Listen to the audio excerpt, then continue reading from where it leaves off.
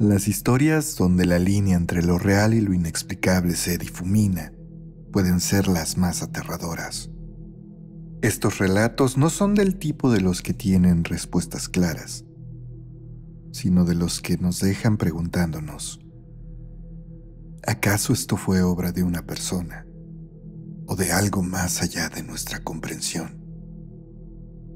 En estas dos historias, los protagonistas enfrentan situaciones llenas de incertidumbre, donde la razón lucha contra el miedo y las sombras del peligro parecen tomar distintas formas. Así que ya saben lo que tienen que hacer. Vayan por una taza de café, reúnan a la familia, apaguen la luz y quédense escuchando gritos en la noche.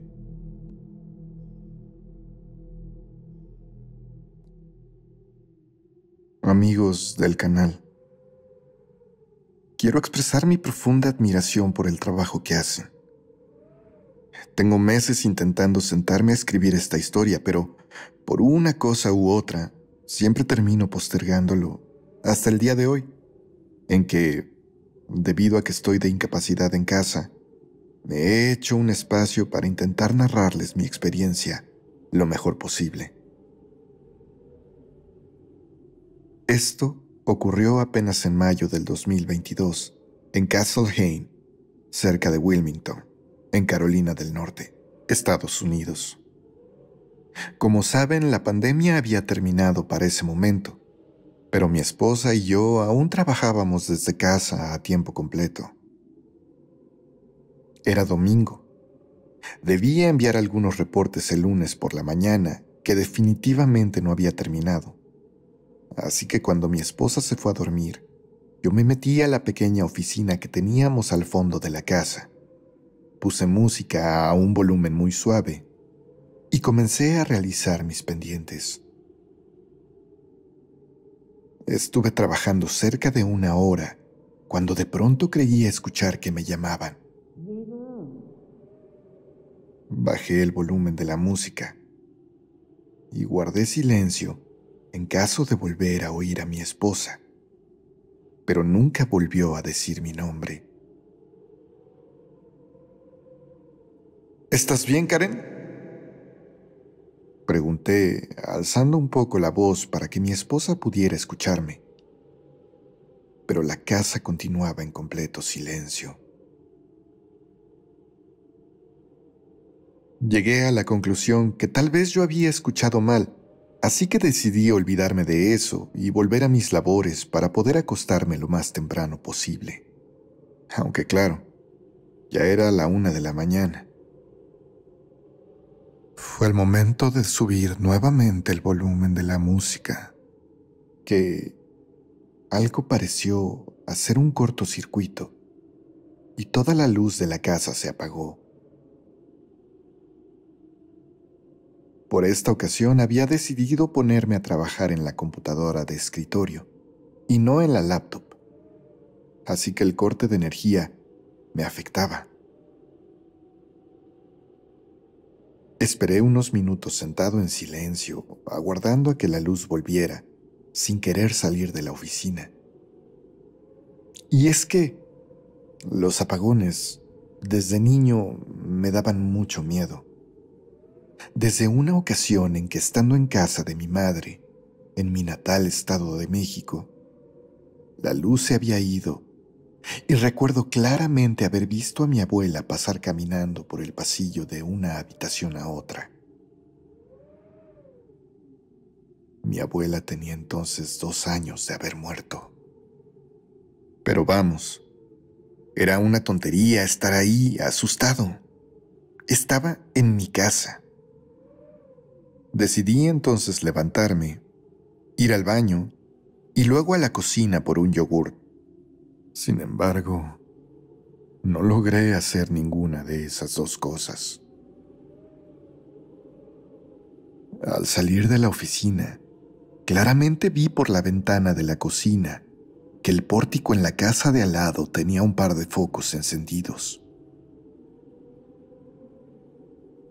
No quería despertar a mi esposa ni hacer mucho alboroto, Así que salí lentamente por la puerta trasera al pequeño patio cercado que tenemos en la parte de atrás, y desde ahí comprobé que no solo ellos, sino los demás vecinos tenían luz. Muchas casas en Estados Unidos tienen la caja de fusibles en el sótano. Sin embargo, esta casa tiene esa caja en un lateral al exterior. Abrí entonces la cerca de la parte trasera para poder salir y revisar los fusibles. Todo estaba bien. Los fusibles parecían estar en buen estado. No estaban quemados para nada, y eso era evidente aún con la poca luz que llegaba de los pórticos vecinos. Parecía que tendría que llamar a mi compañía energética para saber qué estaba ocurriendo. Pero entonces me di cuenta. Cerca del piso, los cables que salían de la caja de fusibles estaban cortados. Alguien me había dejado sin electricidad intencionalmente, pero ¿por qué? Decidí volver a entrar a la casa. Pero entonces escuché un leve ruido proveniente del interior. Era apenas un crujido, como si alguien caminara sobre la madera del piso en la sala. Mi corazón entonces comenzó a latir más rápido. Me acerqué sigilosamente a la ventana más cercana para intentar ver qué ocurría dentro. Y fue entonces cuando lo vi. Una sombra oscura, alargada y ligeramente encorvada, cruzaba rápidamente hacia la cocina.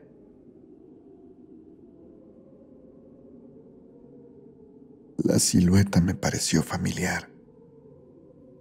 Me recordó por un instante a mi abuela. Me quedé paralizado, como si todo mi cuerpo hubiese decidido detenerse al mismo tiempo.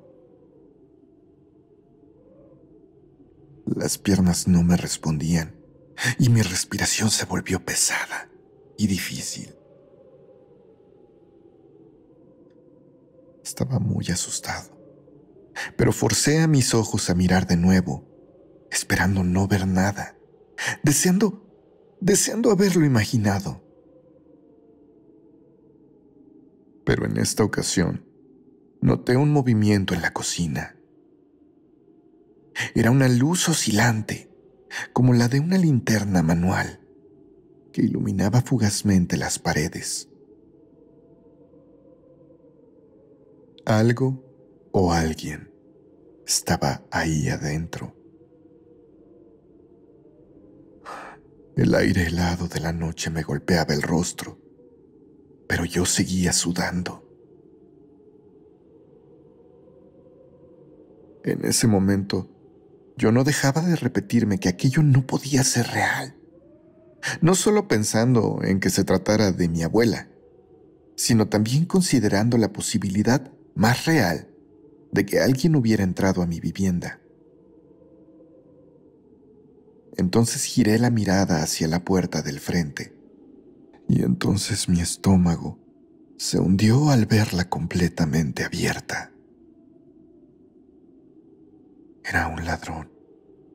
Estaba seguro, o al menos quería convencerme plenamente de eso.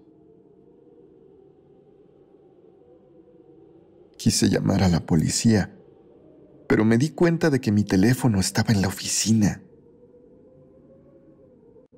Miré hacia las casas vecinas. Todo parecía tan tranquilo, tan normal, como si lo que estaba ocurriendo en mi hogar fuera algo completamente aislado del mundo exterior. Decidí correr hacia la casa del vecino más cercano para pedir ayuda. Pero apenas di unos pasos, me congelé al recordar a Karen, Mi esposa seguía dormida en la planta alta. Una oleada de culpa y pánico me recorrió al pensar en dejarla sola. Entonces, una figura apareció en la ventana del piso superior. Era Karen. Su rostro estaba pálido y sus ojos llenos de terror me buscaron desesperadamente.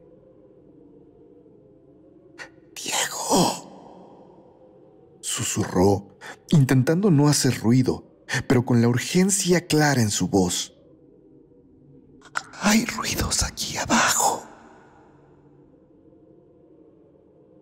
Le hice un gesto con las manos para que se calmara y le indiqué, tan silenciosamente como pude: «Escóndete». Karen asintió rápidamente y desapareció de la ventana. Confié en que se escondería en el armario, como tantas veces habíamos comentado que haríamos en una situación así. Reuní entonces el poco valor que me quedaba y corrí hacia la casa del vecino. Golpeé su puerta con insistencia, hasta que finalmente una luz se encendió y escuché pasos acercándose. «Diego, ¿qué pasa?», preguntó el vecino al abrir la puerta con expresión confusa. Le expliqué a toda prisa lo que ocurría, y él, aún somnoliento, me dejó entrar para usar su teléfono.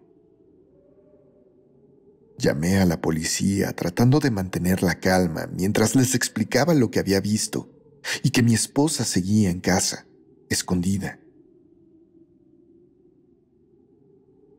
Los minutos que siguieron fueron eternos. Me quedé junto a mi vecino mirando hacia mi casa mientras esperaba escuchar las sirenas. Finalmente, el sonido de los autos policiales me sacó de ese estado de tensión insoportable. Los oficiales entraron rápidamente a la casa. Yo seguí sus pasos, temiendo lo peor. Pero Karen bajó corriendo las escaleras hacia mí en cuanto la encontró uno de los policías. No sé qué era», me dijo temblando. «Escuché pasos. Alguien estuvo aquí, abajo, lo juro», dijo ella. Los policías revisaron cada rincón de la casa, pero no encontraron a nadie.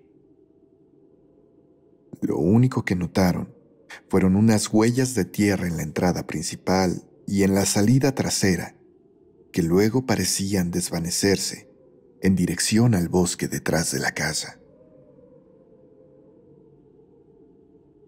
Lo más extraño de todo fue que, a pesar del caos, nada parecía haber sido robado. Las computadoras portátiles, el dinero en efectivo, mi celular, todo seguía en su lugar. Todo excepto una pequeña virgen de madera que había pertenecido a mi abuela. Era un objeto sencillo, sin valor económico, pero de gran significado personal.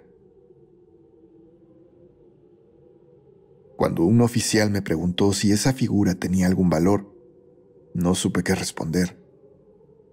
Lo único que podía pensar era en esa sombra que había visto y en cómo, al menos por un segundo, había creído que era mi abuela.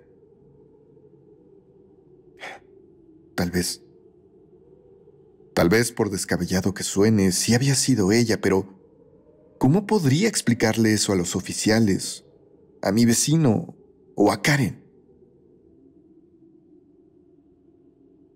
A partir de esa noche comencé a desarrollar un miedo irracional por algo. No estoy seguro si era miedo a la noche, a estar en casa o a la posibilidad de que mi abuela volviera. Ese miedo se desvaneció con el paso de los meses, al mismo tiempo que me convencía de que nada de eso había sido causado por mi abuela, a quien incluso había mandado a hacerle varias misas en la iglesia local. Y es que la probabilidad de que nada tuviera que ver con ella aumentó cuando en los meses siguientes 5 casas vecinas fueron allanadas, al igual que la nuestra, también con pocas pérdidas materiales. Nunca se atrapó al culpable, pero la policía cree que probablemente eran jóvenes cumpliendo alguna clase de retos o algo por el estilo, pero probablemente nunca estaremos seguros de quién visitó esa noche nuestra vivienda. A partir de esos incidentes, todo el vecindario mejoró su seguridad, que solía ser muy relajada por aquí. Incluso el último allanamiento ocurrió en una casa que ya había instalado una cámara de seguridad exterior, pero ésta solo grabó una mancha negra acercándose a la puerta principal y luego solamente estática. Por fortuna, llevamos 2 años sin incidentes y esperamos continuar así. Buenas noches.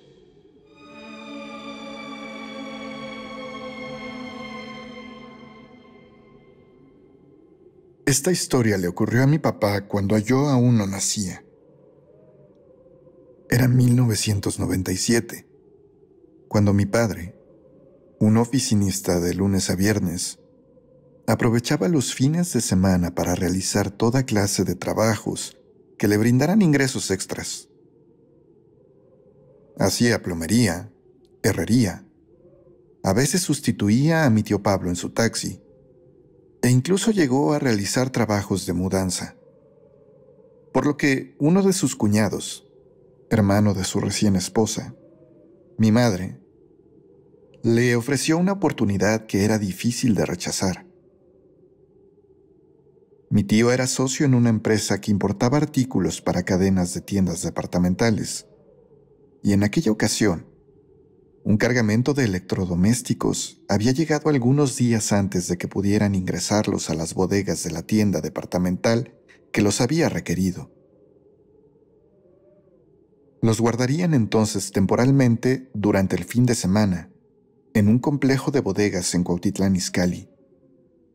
Pero una serie de asaltos en toda esa zona industrial tenían muy nerviosos a todos los involucrados, y por eso decidieron que durante esos 3 días requerirían contratar a alguien eventual que cuidara la mercancía. Mi papá y su cuñado llegaron esa noche a las bodegas, donde ya los trabajadores habían acomodado las cosas. Recorrieron pronto todo el lugar y la instrucción fue muy clara. Si entra algún intruso, escóndete. Sal de la bodega si es posible y contacta a las autoridades. No intentes ser el héroe, no intentes enfrentarlos, solo avisa a la policía. Mi papá asintió. Le habían preparado una pequeña oficina con una televisión, una mesa, un sofá-cama, y al fondo de las instalaciones había unos baños grandes para trabajadores que contaban con 3 regaderas. Mi papá pasaría el fin de semana completo ahí, y el lunes por la mañana volvería a casa para descansar, ya que había pedido libre ese día en su trabajo regular.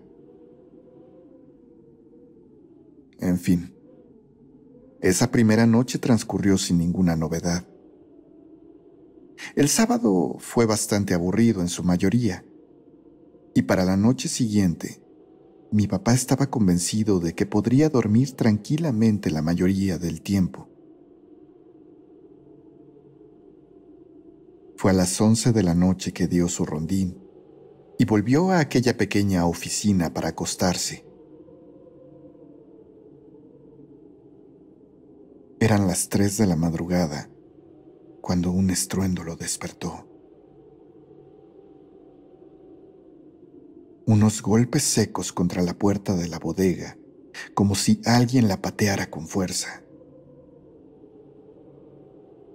Se incorporó de inmediato, confundido, con el corazón latiéndole en los oídos. Miró hacia el reloj que llevaba consigo, dándose cuenta de lo inapropiado de la hora. El silencio posterior a los golpes lo llenó de dudas.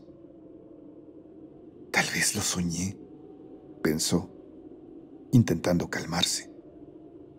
Sin embargo, algo lo inquietaba. Había sido demasiado real para ser un sueño. Se levantó entonces del sofacama, tomó una linterna que había dejado sobre la mesa y salió de la pequeña oficina tratando de no hacer ruido. Caminó lentamente hacia la puerta principal con los sentidos alerta, intentando escuchar algo más allá de su respiración entrecortada. Cuando llegó a la puerta, se quedó paralizado detrás de ella. Entonces, lo escuchó claramente. Eran voces, murmullos de hombres al otro lado, demasiado apagados como para distinguir palabras, pero suficientemente claros para confirmar que no estaba solo. Un escalofrío le recorrió la espalda. Pensó en abrir la puerta para enfrentarlos, pero recordó las instrucciones claras de su cuñado. Si entra algún intruso, escóndete o sal de la bodega y llama a la policía. No intentes enfrentarlos. Decidió entonces seguir el protocolo. Con pasos ligeros y nerviosos, caminó hacia la puerta trasera, un pequeño acceso cerca de los baños de los trabajadores. Si lograba salir por ahí, podría correr a pedir ayuda. Sin embargo, al llegar a ese lugar, se detuvo en seco. Esa puerta estaba entreabierta. El aire frío de la madrugada entraba por la rendija y el miedo se le clavó en el pecho como una espina. Quienquiera que estuviera ahí afuera ya había tenido acceso. Apagó entonces su linterna y avanzó con cautela en la oscuridad. El cuerpo no dejaba de temblarle, a pesar de que intentaba controlar sus nervios. Prácticamente iba arrastrando los pies para hacer el menor eco posible, pero, de cualquier modo, los pequeños ruidos que emitía quedaban opacados por algo más. El sonido distante de cajas siendo movidas. Era claro. Adentro de la bodega, mi papá ya tenía compañía. Se acercó entre cajas nuevamente hacia la puerta principal, lo suficiente como para poder vislumbrar 3 siluetas a lo lejos. Eran 3 hombres, pobremente alumbrados por la luz de unas linternas, quienes parecían estar revisando el contenido de las cajas más valiosas. El instinto le gritó que saliera de ahí de inmediato, pero recordó entonces que había dejado su mochila en la oficina y sabía que dentro estaba todo lo que necesitaba: su cartera, las llaves de su auto y de su casa. Si quería escapar, tenía que regresar por ellas.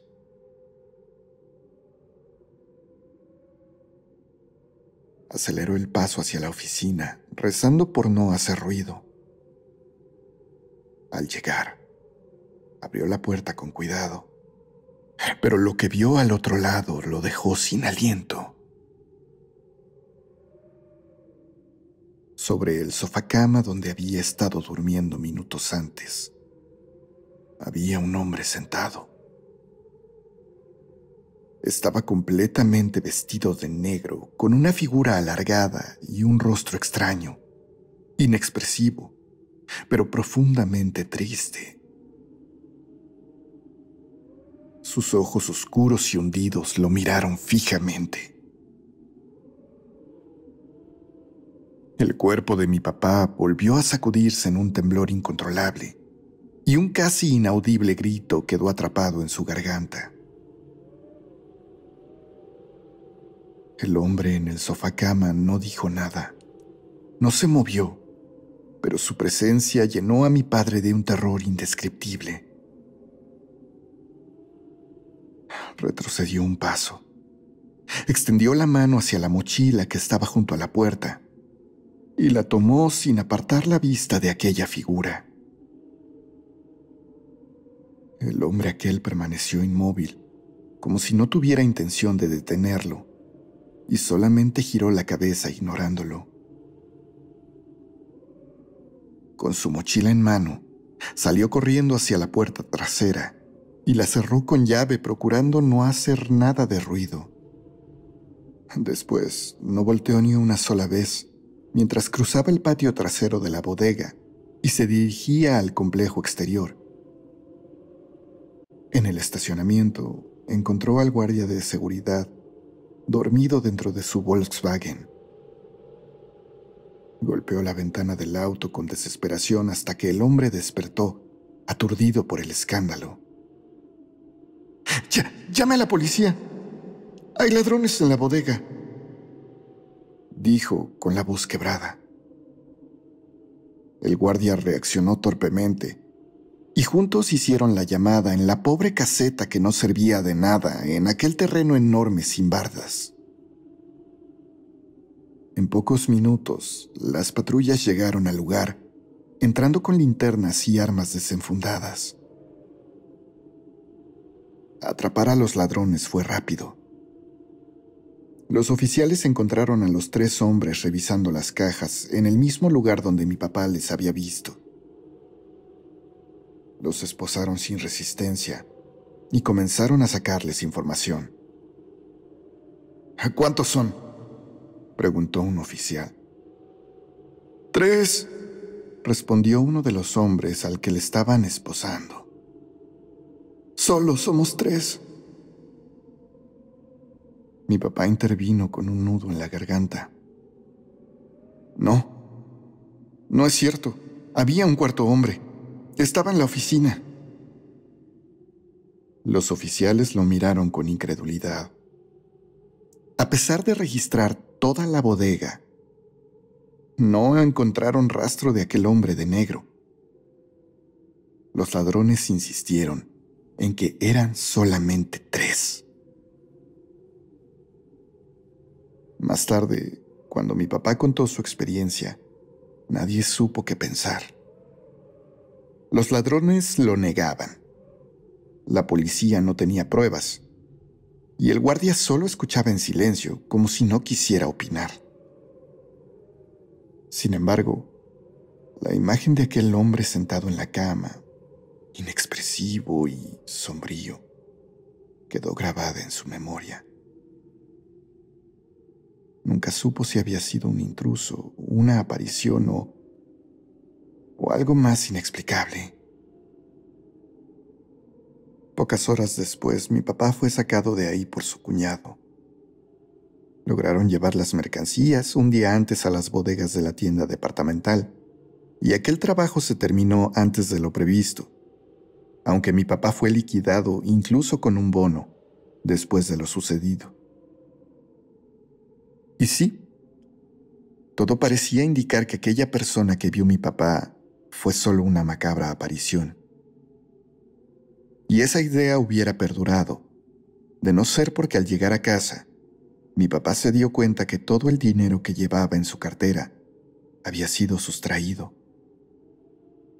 Su cartera nunca había dejado la oficina. nunca había dejado su mochila. El peso de aquella experiencia marcó a mi papá, y después de esa ocasión nunca volvió a aceptar trabajos de noche, ni mucho menos en lugares solitarios o en actividades que arriesgaran su integridad. No quería volverse a topar con algo así, algo que nunca pudo saber si se trató del encuentro con una persona o con algo paranormal.